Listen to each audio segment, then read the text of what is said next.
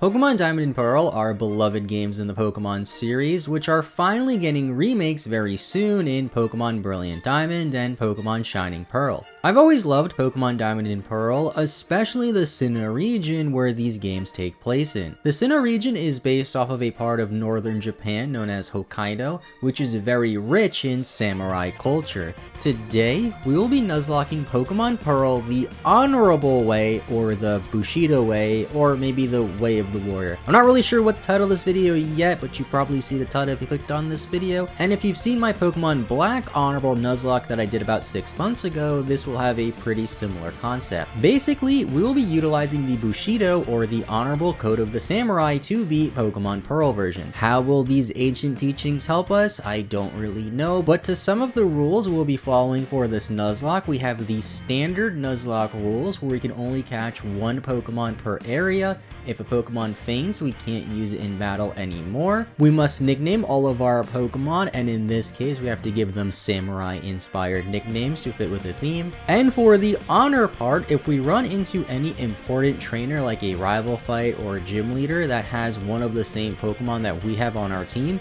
we must go into that same Pokemon to have an honor battle and to preserve our honor and display our dominance. Is this all completely unnecessary and over the top? Yes, it is. Did you expect anything less from this channel? No, you probably didn't. If you enjoy these type of videos and want to support me, consider subscribing and leaving a like, since one like goes a long way, and also consider checking out my Twitch channel, link in the description, where I live stream Pokemon stuff pretty regularly. This video will of course involve a lot about Japanese culture, especially when it comes to the samurai and Bushido, but to further immerse ourselves, we have today's sponsor Boxu to help us, as they provided us with another 6 snack box consisting of awesome snacks from Japan. I've worked with Boxu a lot in the past, and I really like these boxes they send out, and this month's box is themed after Kansai Autumn, which is to celebrate the beautiful autumn months that take place right now in Japan. Boxu has a cool theme each month to make all of these boxes feel a bit unique and special, and some epic things inside this month's box include takoyaki corn puffs, which are inspired by actual Japanese street food you'd find this time of the year, and this yaki imo manju, which is a roasted Japanese sweet potato, and I also just really like the artwork on this packaging. Boxu never fails to deliver with their snacks, and I always eat everything that they send out. And if you want to try Boxu for yourself, which I highly recommend, you can use my link in the description and code C10 to save 10% off your own unique, authentic Japanese snack boxes from Boxu.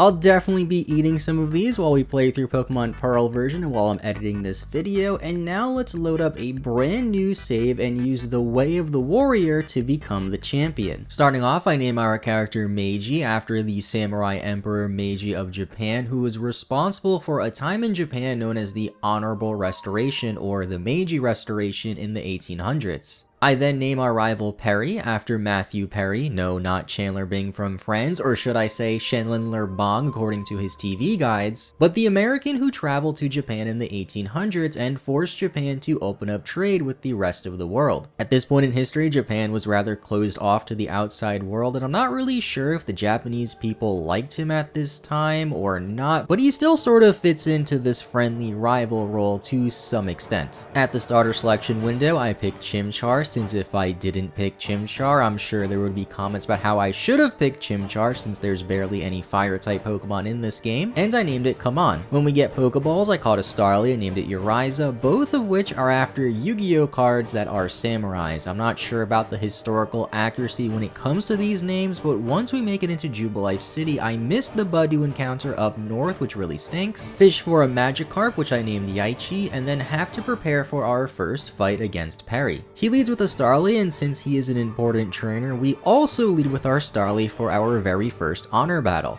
Uriza lays waste to his team by getting 2 critical hits in this battle, then we catch a Geodude in the cave that I named Hatsume. On the route north of Oreburgh, we get a Machop, which is a great encounter for the very first gym, and I named it Kizan.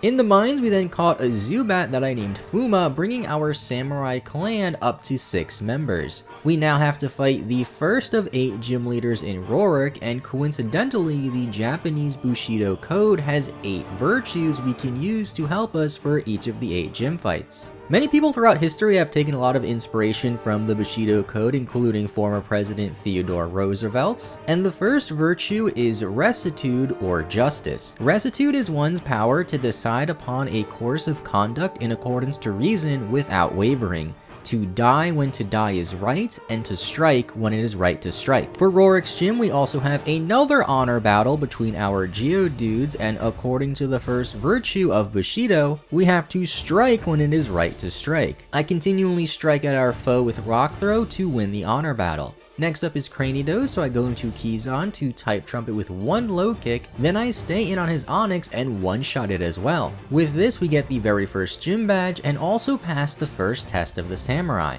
We then have to head up north where we are assisted by Dawn to help against the fight against Team Galactic. They're not exactly important trainers because they're just grunts, but I still honor battle them anyway with our recently caught Zubat to win this fight as well. I then travel to Floroma Town, pick some berries of course, and catch a Weasel that I named Shinai. As we clear out the Valley Windworks, we have another honor battle against Mars with our Zubat. We have to take a hit since I switched into Zubat, but it goes for less optimal moves like Leech Life, allowing us to win the honor battle, then take care of the Perugly with our Machop. In the forest, we're aided by Cheryl and get another chance to catch a Budew, which I caught this time to name Mizuho. Outside the forest, we encounter a Bidoof that I named Grandmaster, of course, because it's a Bidoof and the strongest Pokemon in all the land. And now that we're in Eterna City, we can prepare for our second gym fight against Gardenia. The second virtue of the Bushido Code for this gym is Courage, and in short, Courage is doing what is right. What is right for this gym is using our Command, the Monferno, to type trump her whole team and defeat her in 2 shakes of a lamb's tail. We now have to further display our courage by clearing out the Team Galactic hideout, where we have another Zubat honor battle. These will be pretty common against Team Galactic. Our trusty Fuma takes a lot of hits and is in range of dying to another wing attack from their Zubat, but Fuma displays her courage for us and just keeps hammering away,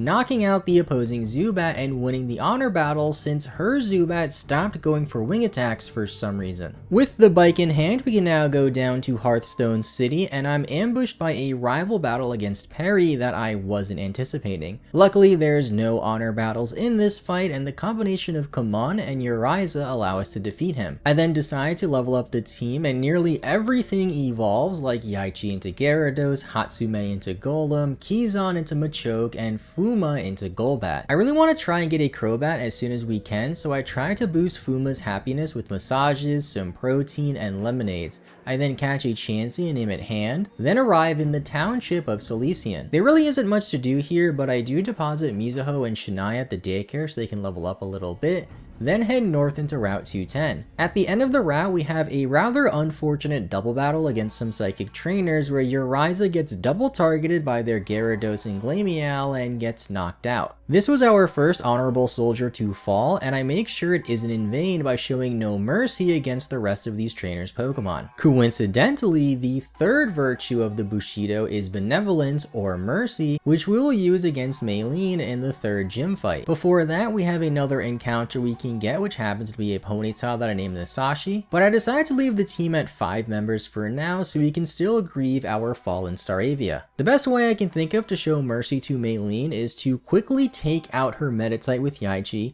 then send out Keyzon for an honor battle against her Machoke, and then finish off her ace Pokemon Lucario as quickly as possible with my strongest Pokemon out of respect for Maylene and to end her suffering rather quickly. In hindsight, showing mercy might have been a bit better if I used a weaker Pokemon and not my ace starter Pokemon to just completely decimate her team, but as we leave the gym we meet Dawn, who asks us for some help against Team Galactic. I use our honorable Fuma here to try and use it as much as possible to earn its respect so it finally can evolve into a Crobat.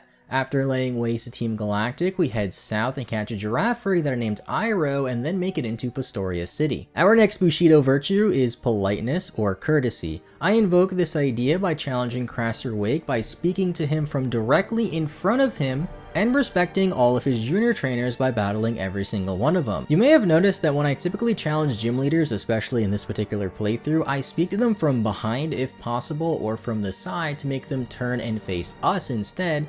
But in order to be polite to Crasher Wake, I spoke to him head on. I decide to take out our trusty Budew from the Daycare 2 to fill in as our 6th slot member for this fight, as it hits his Gastrodon for 400% with a percent sign damage. First up against Crasher Wake, we have to tackle an honor battle head-on between our two Gyarados, a Pokemon only a worthy Shogun like myself and Crasher Wake can tame.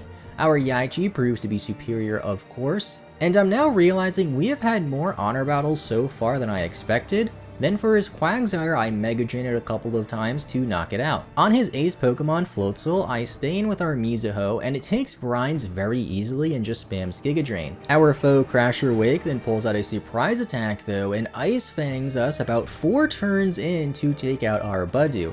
This is our second hero to fall and make the ultimate sacrifice for us, and I'm still not really sure why he waited so long to click his Ice-type move, so I just send out Kizan, who has recently been appointed to General to avenge Mizuho. Crasher Wake was a formidable foe, and to fill in the 6th slot on our team, I add Iroh, the Giraffe Rig we recently caught. I don't think I've ever used a Giraffe Rig in a video before, and it's a Pokemon that I rarely ever see used even, so this should be fun. As we exit the city in pursuit of a Team Galactic Grunt, we're stopped by our rival Perry again for another rival battle. We are light years ahead of him still and defeat him without even breaking a sweat, and the same goes for that Galactic Grunt once we chase him down.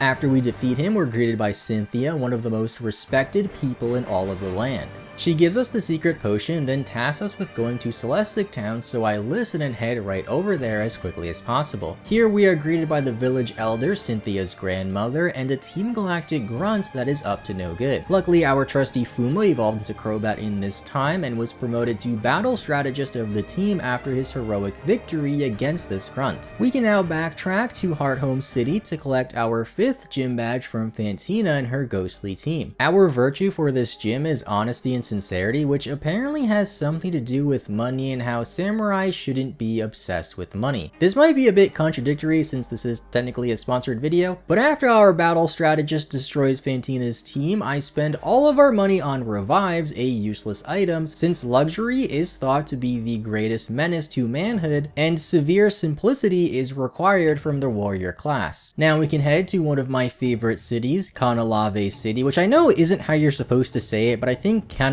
or Canal Ave, however it's supposed to sound, just doesn't sound as cool as Canalave, so I'm sticking with it. We have another rival battle here on the bridge, and to insult us, our rival has a Roselia. How dare he taunt our fallen Mizuho like that? And for this, I show him no mercy with our battle strategist and general. We can now challenge Byron, the 6th gym leader of the land, and would you look at that, our 6th virtue is honor, my favorite. The bad thing about this is we won't have any actual honor battles in this particular gym fight since we don't have any of Byron's Pokemon on our team. Here is what the Bushido Code says about honor. Though Bushido deals with the profession of soldiering, it is equally concerned with non-martial behavior. The sense of honor, a vivid consciousness of personal dignity and worth, characterize the samurai. He was born and bred to value the duties and the privileges of his profession. Fear of disgrace hung like a sword over the head of every samurai. To take offense at slight provocation was ridiculed as short-tempered. As the popular adage put it,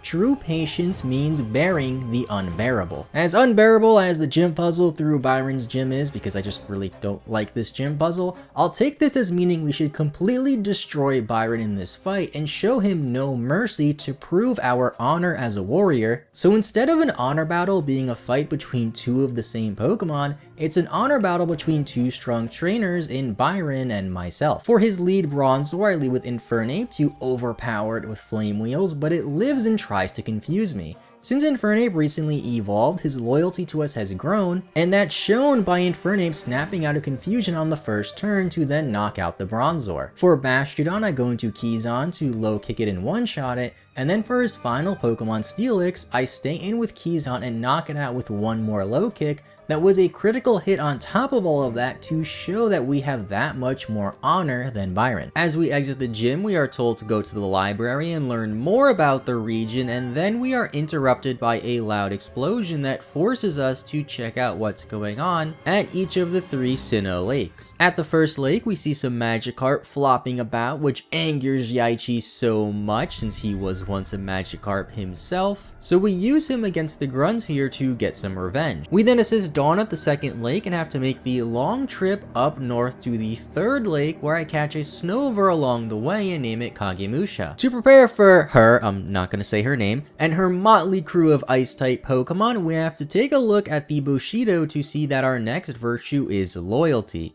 Loyalty is incredibly important to the samurai, so heading into this fight, I lead with Kaman to take out some of her members in one shot. Then I go into Hatsume on her Sneasel to see how loyal Hatsume is to us. Hatsume learned Explosion a little while ago, so it goes for Explosion to show its loyalty to the cause and gets a critical hit to prove it. This of course also means we can't use Hatsume anymore because Hatsume fainted, which might have been another wasted potential Pokemon.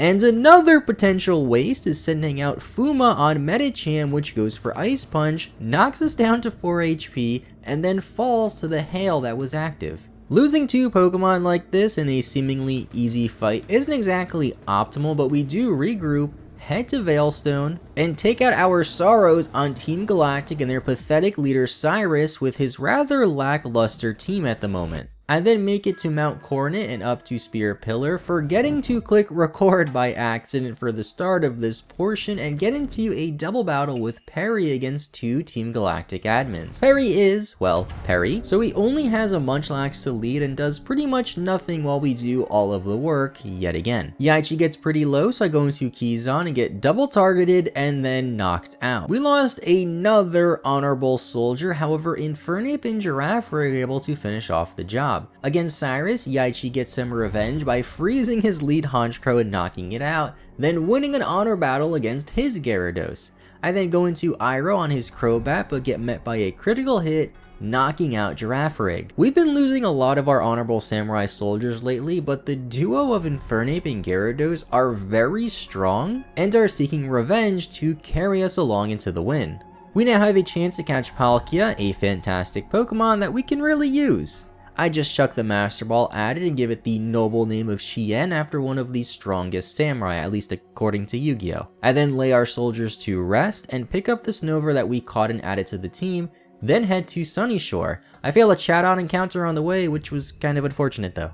Once in Sunyshore, I head straight to the seas and catch a Tentacruel that I named Rihan, then decide to figure out what our 6th party member should be since we're only at 5 members right now. I decided to check out what areas I haven't been to just yet so we can find new Pokemon, and I realized that I never went to the Wayward Cave. I go back there to encounter a Gible which I caught and named Genba, and also pick up the Earthquake TM here so we can teach it to Genba. After leveling him up and evolving into Garchomp, I head and take on Volkner, the 8th and final gym leader of our samurai quest. Our Bushido virtue for this one is Character and Self-Control, which to read straight from the Martial Way again reads, Character and Self-Control. Bushido teaches that men should behave according to an absolute moral standard, one that transcends logic. What's right is right, and what's wrong is wrong. The difference between good and bad, and between right and wrong are givens, not arguments subject to discussion or justification, and a man should know the difference. Finally,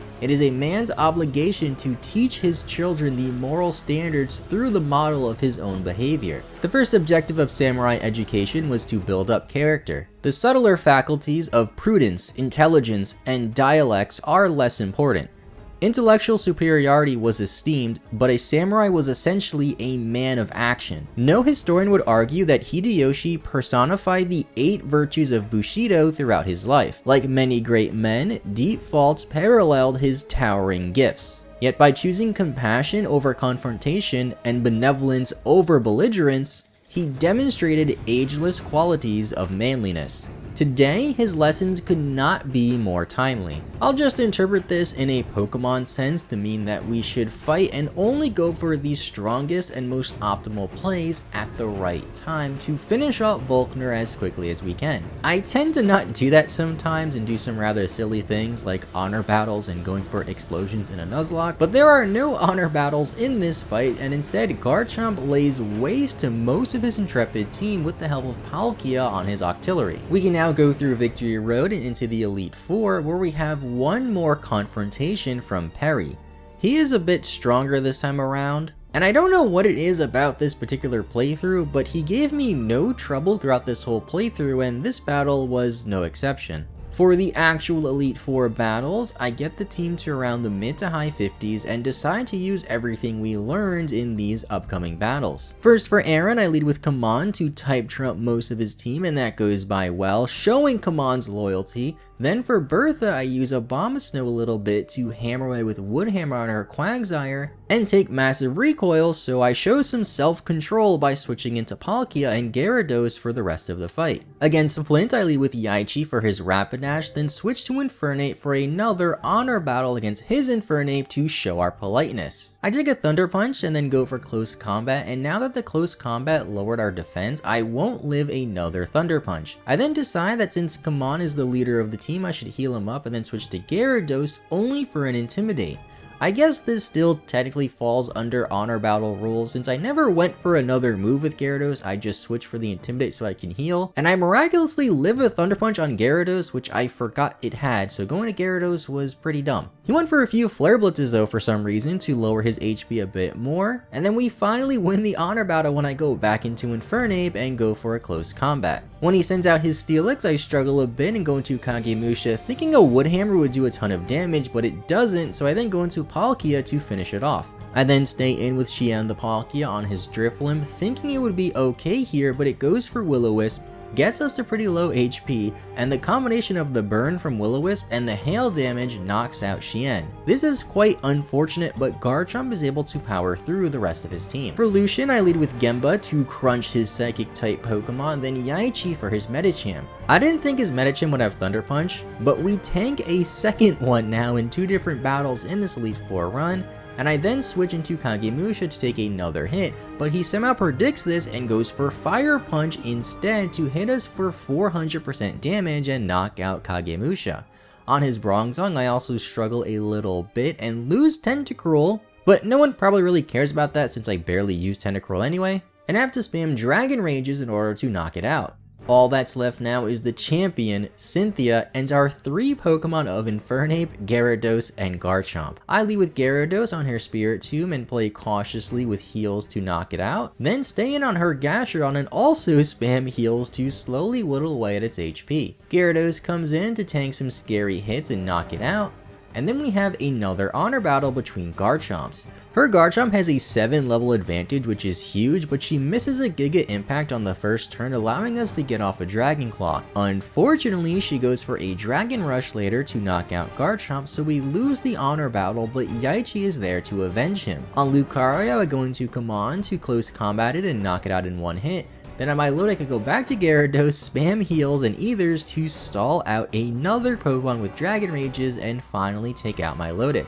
It only took like 15 turns from her Aqua Ring healing her, and all that's left now is her Roserade, which Infernape takes care of no problem, making us the champion of this weird samurai Nuzlocke or whatever it was. I think it's pretty fitting that our only 2 living Pokemon by now are Infernape and Gyarados, which have been carrying us for a long time and pretty much got revenge for every one of our fallen allies. This whole run was really just another excuse for me to do honor battles in a video and tie in some sort of weird story behind it, and although I played far from optimally, it was a ton of fun. I like to sort of tell a little bit of a story with these types of videos to make each Pokemon a character, and adding some weird pseudo rules in the Bushido Virtues made it a bit better. I'm sure there's a lot of historical inaccuracies of course, since I was naming all of my Pokemon after Yu-Gi-Oh cards after all, but at least it made for a unique Nuzlocke video since I'm sure in the time it took you to watch this video, at least 37 other Nuzlocke videos were uploaded to YouTube and none of them had anything to do with honor battles or samurai. If you did enjoy this video though and want to support me, be sure to leave a like, as one like goes a long way, and subscribe for more Pokemon videos. Thank you all so much for watching, I hope you have a good rest of your day, I will see you all next time, and bye bye.